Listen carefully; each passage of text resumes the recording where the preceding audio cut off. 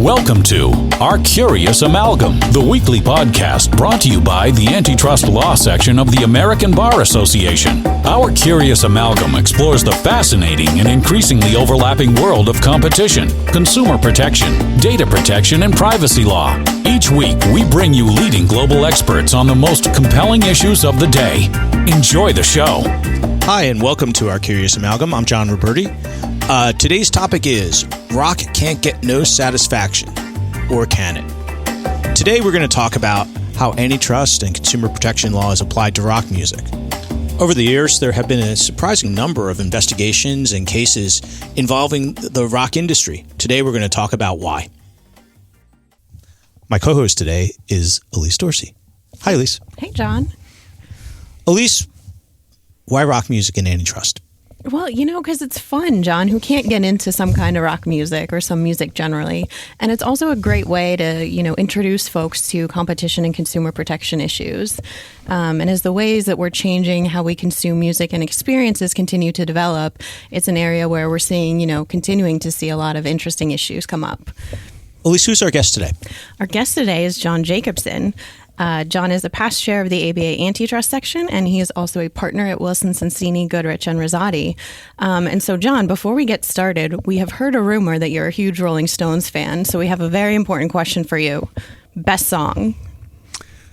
That's a tough one. It's between Jumpin' Jack Flash, Gimme Shelter, and Satisfaction. And each day that goes by, I have a different one of the three, but it's definitely one of those three. Probably Jumpin' Jack Flash. So John, and you've been practicing antitrust law for a while. Yes. When I think about rock and antitrust, what I remember is Pearl Jam taking on Ticketmaster, but that was a long time ago. So that was 1994, 1995, and Pearl Jam's issue was with Ticketmaster's fees, and in particular the disclosure on the fees. And Pearl Jam, went to the Justice Department to file, a complaint against Ticketmaster there. The Justice Department investigated significantly and determined that there was no antitrust violation, and there was no consumer protection violation that was brought by any of the state AGs. So today, Pearl Jam is actually working very closely with Ticketmaster to get in the way of bots selling resale tickets and buying up all the tickets so that the real fans can't get them and have to go into the secondary market at a higher price. And Pearl Jam and Ticketmaster are working very cooperatively on that. Ticketmaster's fees are now very prominently disclosed. They're not cheap, but they're prominently disclosed. So those issues have receded.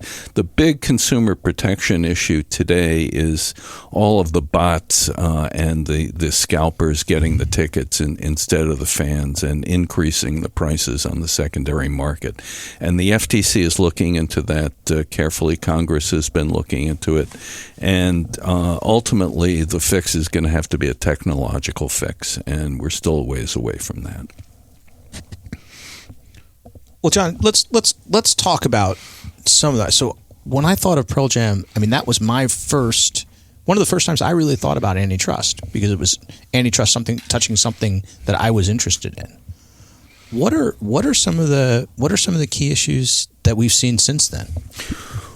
Well, one of the things that happened in the wake of Napster and Grokster and later iTunes is that artists discovered that they were making substantially less money by selling records or compact discs. And the result of that is that the artists who could decided to make more money by touring.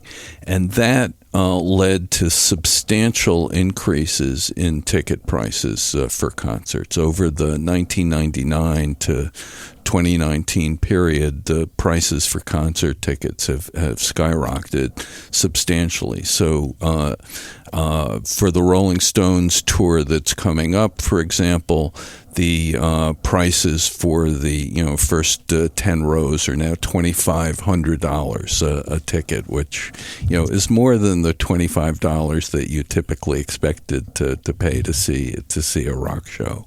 So an outgrowth of that, this should not surprise you, was a series of lawsuits. And one lawsuit was brought by a competing promoter called Nobody in Particular Presents against Clear Channel, which was the predecessor to Live Nation. And that suit accused Clear Channel of monopolizing the concert market in Denver. It went to summary judgment. Summary judgment was denied, and the case settled at that point. It was then that we came into the picture, my long-term colleague Charles Biggio and I, because in the wake of the Nobody in Particular Presents case, which I'll call the NIP case, the complaint was copied almost verbatim and converted into a national class action against Clear Channel. And so we were hired to defend that. And it was a fairly obvious point that there's no cross-elasticity of demand between a concert ticket in Seattle and a concert ticket in Miami. And therefore, a national class just absolutely made no sense at all. What do you mean by cross-elasticity of demand? Thank you. So there needs to be some substitution based on price or other variables for products to be in the same market for antitrust purposes. And to have a class action, you have to have plaintiffs that are in the same market.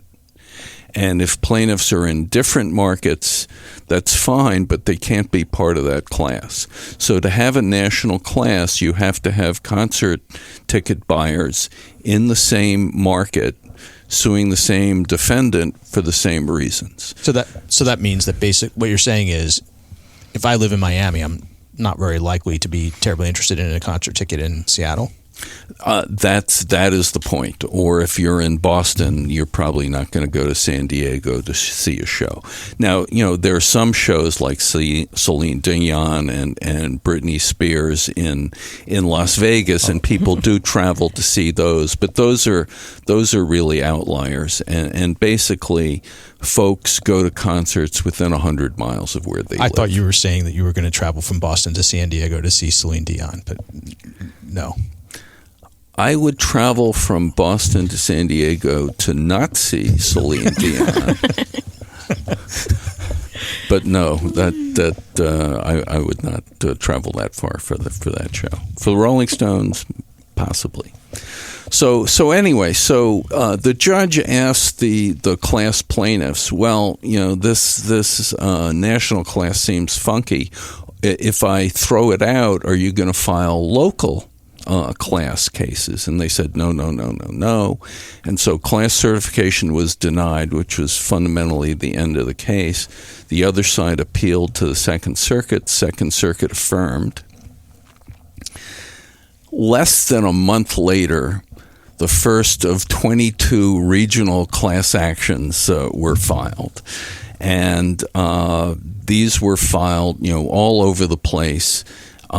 Making a long story short, we settled on two test cases, the Los Angeles market and the Denver market. The plaintiffs wanted the Denver market because there was already a decision denying summary judgment there. So we went through discovery and expert witnesses, and ultimately, although the judge certified a class under a old standard that is no longer the law in light of what the Supreme Court has done since, a case called Dukes against Walmart, another case called Comcast against Barron. But after certifying the class, we went through mediation. We were looking at, how much is this going to cost us? But about 2 weeks before trial, the judge granted summary judgment, and that ended the case. So we had a good result both in the national class and on the regional classes, but that didn't stop the complainers from coming out of the woods. So the next case, and these companies have the greatest name. So there was Nobody in Particular Presents. So the next case was brought by It's My Party was the plaintiff, and the guy who runs It's My Party runs the 930 Club in Washington and runs some venues in the Baltimore area, particularly the Merriweather Post Pavilion. And he was suing. It was Live Nation at the time. The Clear Channel name had gone away, and his lawsuit was that Live Nation, by putting together venues in most of the areas in the country, can provide a national tour to artists and on a one-stop shop basis, and that locks Merriweather out of the picture because they can't compete with this organization. And there were all sorts of allegations going both ways of bad acts here and there, but ultimately Judge Motz in Maryland decided that there was no case, that what the plaintiff was complaining about was a more efficient operation, and it went up to the Fourth Circuit, and a very strong opinion from Judge Wilkinson on the benefits of vertical integration. So that one came out pretty well. So we had Hearwagon, we had the concert class actions, and It's My Party, and so far we're 3-0, and hopefully, and our client certainly hopes this, we've discouraged other people from coming in. So there is a problem with high concert ticket prices. It is not a problem attributable to Ticketmaster. It's not a problem attributable to Live Nation. It is a problem that is indeed attributable to iTunes and the substantially less revenue that artists get from recordings than they used to do, and the necessity from the artist's perspective of making the money back by touring. So these theories that were brought, they were monopolization theories? All these cases were monopolization cases, yes. And the idea was that Live Nation had a monopoly over the national or a local market for putting on concerts? Yes. Were there any, just taking a step back, are there any reasons to challenge that? Sure, and depending on the market, like one of the reasons we chose L.A. as our test market, the plaintiffs choosing Denver, is that Live Nation's share in Los Angeles is in the 40s. It's not in the 80s. There's some areas where Live Nation has the only venues in town. One of the things in the It's My Party cases, they tried to limit the market to amphitheaters and carve out stadiums and arenas, and that didn't work. But the Live Nation does own most of the amphitheaters in the country, so that was their effort to make that into a monopolization case. Are there any other ways that they tried to carve out aspects of the market? So, for example, is Lady Gaga in the same market as the Rolling Stones? Well, that was a very interesting issue, not in the It's My Party case, but in the live concert class action cases. So the plaintiff's expert decided that the market was rock, but rock did not include pop. So this led to one of the most fun depositions I've ever taken. So we established through the expert witness, Dr. Phillips, that Madonna was rock, not pop, that the Kinks were pop, not rock. And we had a few other examples where it was just completely wrong, like those two, and that helped us, Daubert, the plaintiff's expert. Is there any cross elasticity of demand between Lady Gaga fans and Rolling Stone fans? So when I saw the Rolling Stones for their 50th anniversary in 2012 at the Prudential Center, one of the guests that appeared on stage singing the ladies' part of Gimme Shelter was Lady Gaga, and that was very exciting. And you can actually find that video up on YouTube. But I would say the cross-elasticity of demand between Gaga and the Stones is pretty low.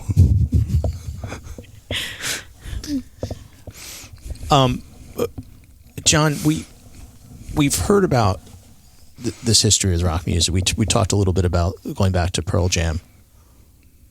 Why is it that we hear about antitrust concerns in the rock music industry? So the rock music industry is populated in terms of the people who work the industry. I'm not talking about the artists so much, but by really a bunch of cowboys and folks who had been, big regional promoters. They're now either independent or they're with Live Nation, and they're pretty aggressive. They don't know a thing about antitrust, although they think if you're a large company that's perfectly good grounds to file an antitrust suit. And on the promoter side, on the defense side, there's some tactics that can look pretty rough if you view them on paper without the context. So there's a lot of aggressive activity on both sides, and that tends to translate into litigation. And is part of it also that it's important to a lot of us? It's extremely important. But if you are a promoter, it's your lifeblood. And so for Seth Hurwitz in It's My Party, I mean that's his life. For the folks at Live Nation, Michael Rapino, that's their life. It's very important to them, and it's the source of a good living.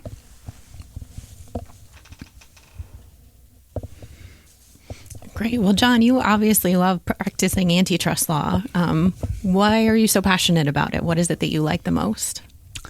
So I like the fact that you get to understand the way industries operate. And, all industries are different, but you get to explore the differences. After a while, you understand the similarities between certain industries, even though they may make completely different products or services, but getting to know how the economy works is really important. The other thing, this is a little more loosey-goosey. You get a very high quality of lawyer in antitrust, and although there are plenty of exceptions in litigation, you're usually dealing with principled folks on the other side, and that's such a relief compared to other practices of law where, you'll get served, on Friday at 5 o'clock before a holiday weekend. And I just think the practice is a good deal more civilized in antitrust. So one example I had, one of my signature cases that I spent several years on, the other side was actually represented by John Roberti, because the other side was PepsiCo and I was representing Coca-Cola. And this was an important case. It came out well for us, so I'm particularly fond of it. We were robbed. But the fact that I was dealing with gentlemen like John, Dick Stoyer, Randy Sherman, I mean, these were, just elegant people to deal with, people who I'm usually on the same side of, but to have a case where they're the adversary, you don't get that in other fields of law. All right, John, well, we want to turn to a slightly different topic. Okay. One question, tell us something surprising or unusual about yourself that we wouldn't know. So prior to a car accident, I was a star softball player. In the Lawyers League, my first firm, Lord Day & Lord, we won the championship a couple of years. In the finals one year, I shut out the Antitrust division. That was really a pleasure. And one of the years, I was actually able to hit .888. I was 24 for 27, had a couple of home runs, but basically I would just hit the ball into right center field every time, and had a pretty good record. So that I would put that much higher than my lawyer stuff in terms of lists of accomplishments. Okay, well now it's time for the Curious Hat. And now it's time for the Curious Hat. John, the Curious Cat, we have a set of questions inside a hat, and we'd like you to pull one of these questions out, and we'll ask you that question, then I will ask you a follow-up question. Okay, thank you. Okay. Okay. This is a good one. John, what is the best piece of advice you've ever received, and why?